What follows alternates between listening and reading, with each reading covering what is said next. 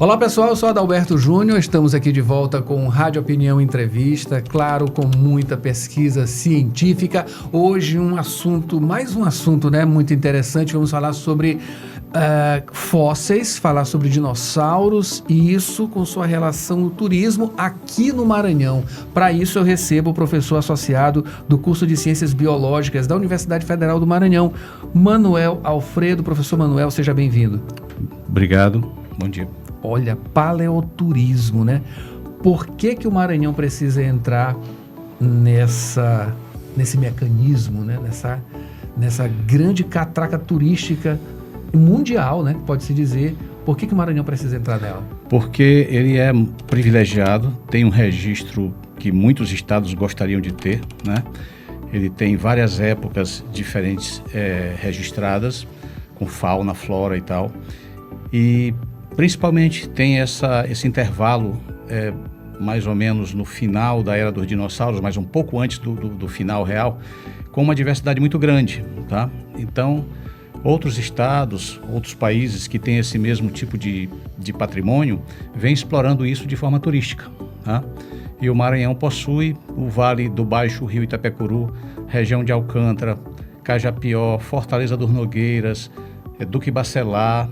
Todos esses lugares têm registro privilegiado e até agora somente Fortaleza dos Nogueiras começou a explorar isso de forma turística, aliás, já tendo resultados muito bons. A gente está, como projeto de extensão da UFMA, a gente está dando apoio para eles, tá? Já tem publicações internacionais, por exemplo, essas publicações internacionais se revestem em interesse internacional pelo achado. E o Maranhão poderia... São Luís também, não esquecendo de falar, São Luís também tem um registro muito bom, tá? E o Maranhão poderia já estar explorando isso, tá? E ainda é muito discreto ainda o investimento que se faz nisso, tá? O potencial é muito grande. O potencial é grande. Para quem ainda não conhece o senhor, a gente já trouxe o senhor aqui na Rádio Universidade em outros momentos, mas não foi aqui dentro da parte de produção científica, foi no Rádio Opinião, falando sobre Davinópolis, não é isso? Isso, exatamente. A gente trouxe essas informações, o senhor trouxe, né? Foi uma coisa maravilhosa, com fotos, uma riqueza de detalhes e profundidade, né? E a UFMA inserida nesse contexto que ele vai além daqui do Maranhão. Tem outros pesquisadores, enfim. A UFMA é protagonista nisso também. Sim, a UFMA vem desde 1994, quando foi criado o Laboratório de Paleontologia. Ela vem trabalhando com a Federal do Rio de Janeiro, com a Federal do Rio Grande do Sul, com a USP, agora com Ribeirão Preto, com a UFSCar de São Carlos. Então, várias universidades se aliaram, né? Por quê? Porque a gente tem um registro privilegiado, então eles têm um interesse no registro e nós temos interesse no que eles têm já de experiência nisso. E a gente vem publicando junto. Também já recebemos propostas de publicação da China, da França, e agora estamos trabalhando com um grupo, através de um professor do IFMA, ele conseguiu uma parceria com um grupo de Chicago, dos Estados Unidos. Então, tudo isso é o interesse nos achados aqui do Maranhão. Então, a gente tem uma série de publicações, tanto nacionais quanto internacionais. Sim.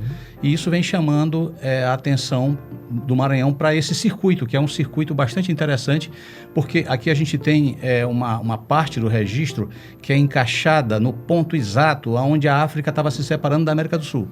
Isso já é uma coisa bem consolidada. Então, os cientistas querem saber o que acontecia no mundo nessa época. Então, por exemplo, a gente sabe que os materiais daqui são muito parecidos com os do norte da África.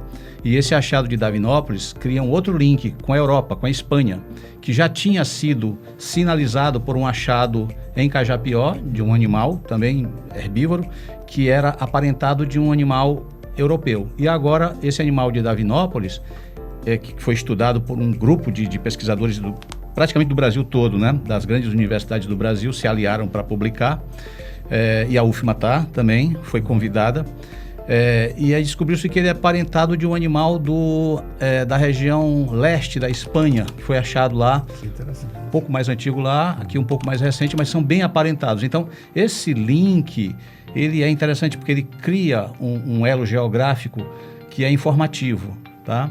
Então, o Maranhão está bem no meio desse circuito. Então, isso aí atrai a atenção da comunidade científica e atrai também a atenção do público em geral. Que maravilha. Mais um dos privilégios que a gente tem aqui em nosso estado, especificamente na capital, né? E como o senhor bem mencionou, eu quero que o senhor fale agora justamente como o Maranhão, a UFMA e os pesquisadores, eles entram nesse rol de estudos de pesquisa e o que a gente ganha nesses aspectos? Olha, a gente ganha primeiro informação, né? Segundo, oportunidades. Então, você pode, ao interagir com essas grandes universidades, você pode publicar junto com elas. Então, isso aumenta o nível das revistas que você pode publicar, que essas são extremamente exigentes, tá? Então, isso dá prestígio. E aí abre caminho para vários tipos de explorações desse patrimônio. E eu devo dizer, o Maranhão está bem atrasado nisso. Por exemplo, a Paraíba já vem explorando isso de forma turística. Minas Gerais, Peirópolis é o grande exemplo nacional, é um distrito de Uberaba que enriqueceu praticamente usando o recurso do paleoturismo. A região central do Rio Grande do Sul, Santa Maria, principalmente Mata, que tem um registro de floresta petrificada, muito parecido com o de Duque Bacelar, não é exatamente o mesmo tipo de biota, mas é uma época próxima e, assim, o mesmo tipo de fóssil, né? E eles exploram isso, a cidade recebe uma grande montante de turistas e Duque Bacelar tem o mesmo registro e poderia estar fazendo isso. Que maravilha. É muito bom ouvir, né, o nome dos nossos municípios, né? Isso. Dentro desse rol, né, que envolve não só essa produção científica, mas também a coisa turística. Voltando para essa questão turística, né, como isso pode ser impulsionado, professor, para que atraia justamente mais incentivos, enfim, e também a questão de atrair através da imagem, né? A gente tem as coisas relacionadas à internet, Instagram, isso tudo ajuda a atrair turista, né? Sim. Olha, o exemplo, aquela réplica que está lá no Parque do Rangedor, aquilo foi um dinossauro achado por a equipe da UFMA, em 2016, na região de Coroatá, tá? Então, aí foi feito uma réplica, financiamento da Vale na época, e aí combinou-se de colocar lá no Rangedor. Nossa, foi o único dia que lotou o estacionamento, foi na inauguração da réplica. Ela está lá.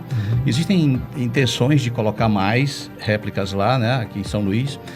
E agora, Davinópolis, Imperatriz, né, que na área metropolitana de Imperatriz, poderia estar aproveitando esse recurso, que tem agora o maior dinossauro do Maranhão, que é o Dasosaurus tocantinense, que acabou de ser publicado numa revista inglesa, para ver o prestígio, uma revista editada pelo Museu de Ciências Naturais de Londres. Tá? Eles se interessam por isso. Então, essa publicação já saiu com esse grupo de pesquisadores do Brasil todo, né, incluindo a UFMA. Então, assim, eles têm essa possibilidade. Agora, como é que isso começa? Normalmente, por experiência, começa com um empurrãozinho do poder público, quer seja federal, estadual ou municipal, né?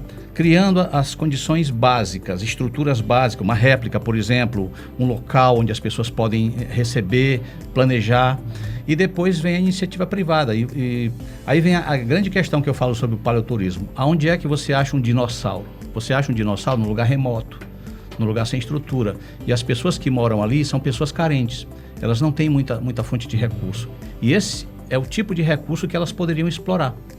Então, uma vez que o poder público crie a base para isso e treine as pessoas, né? A UFMA tem cartilhas, eu mesmo escrevi uma cartilha orientando sobre isso, né? Essas pessoas poderiam vender souvenir. Você não pode vender fósseis. Fósseis são patrimônio da União, tem que ficar no museu, numa universidade, mas você pode vender passeios, você pode vender réplicas, você pode vender comida. Acessórios. Né? Acessórios, camisas, boné, chaveiro. Então, essas cidades que exploram, Souza na Paraíba, Peirópolis em Minas Gerais, Mata no Rio Grande do Sul, e várias cidades de São Paulo, e outros países também, Argentina, México e tal, exploram isso já com sucesso. Então, você vê que a população realmente se organiza e passa a explorar aquilo e passa a ser beneficiada. E aí o que acontece? A população começa a proteger o recurso, porque ela depende dele. Como você não pode vender fósseis, é bem da União, aquilo tem que estar protegido. Então eles mesmos começam a cuidar, não deixam que pessoas estranhas vão lá pegar para levar, porque isso é muito comum também, né? Pegar como souvenir. Né? O turista que não é muito bem instruído, ele faz isso às vezes. Então a própria população começa a preservar. Então é uma atividade sustentável, lucrativa, tá? E aí o Maranhão poderia estar fazendo isso e ainda não está fazendo a contento. A melhor experiência que se tem é Fortaleza do Nogueira, que explora um sítio de pegadas, tá? Iniciativa privada, com apoio da UFMA, fazendo esse tipo de exploração e vem tendo sucesso, tá? Com circulação na internet, a coisa tende a crescer. Que maravilha. Só para a gente finalizar, esse contato também, né, entre vocês, cientistas, pesquisadores, né, com cientistas, pesquisadores dessas outras universidades, de outros locais e com esses cases de sucesso, digamos assim, em outros municípios, em outros estados, né, podem também fazer uma espécie de, sei lá, uma espécie de trânsito dessas informações, né, enfim, de colocar uma coisa de uma informação daqui do Maranhão lá nessa região, em uma outra região, né? Enfim, fazer essa troca. Sim, a gente vem fazendo, a gente está em contato com o pessoal, por exemplo, de Fortaleza do Nogueiras, o pessoal de Duque Bacelar, o pessoal de Alcântara. A gente fez um treinamento em 2024, a gente fez um treinamento para o pessoal de Alcântara, fazer souvenirs, essas coisas, né? Tentando impulsionar, porque Alcântara também tem um registro privilegiado. Na verdade, Alcântara tem um super registro de fósseis, né? Então, Duque Bacelar, a gente está em contato, já fomos lá várias vezes. Fortaleza do Nogueira também, fomos duas, já fomos convidados para uma terceira. A gente está sempre nessa interação com as comunidades locais para incentivá-los a explorar esse tipo de turismo, porque é realmente uma alternativa muito boa e que vai justamente melhorar a qualidade de vida daquelas pessoas carentes que estão nessas regiões. Maravilha. E com um assunto interessantíssimo, né? Acho que todo mundo gosta de dinossauro, né? Tem alguma identificação através de filme, culturalmente, através de estudos também, né? Enfim, a gente estudando ali esse período, né? Cretáceo, enfim, essas coisas relacionadas aos fósseis também, que nos remete a uma coisa relacionada à aventura também, né? Enfim, de uma riqueza gigantesca e, claro, isso aí tem como transformar isso em um atrativo turístico também. A gente espera, professor, que tenhamos aí, incluído aí futuramente no turismo, né, do Maranhão, esse aspecto que é muito interessante e é ciência acima de tudo. Eu acabei de conversar aqui com o professor associado do curso de Ciências Biológicas da Universidade Federal do Maranhão, Manuel Alfredo, falou sobre o paleoturismo, né, e as coisas relacionadas a essas pesquisas que a Universidade Federal do Maranhão está inserida, né, nessas pesquisas junto com outras universidades, outros pesquisadores, e a gente volta em uma próxima oportunidade com mais entrevistas, mais informações aqui no Rádio Opinião, entrevista FAPEMA, UFMA, nesse projeto maravilhoso de produção científica, de divulgação da produção científica. Confira mais em www.universidadefm.ufma.br. Espero você em uma próxima oportunidade. Até lá!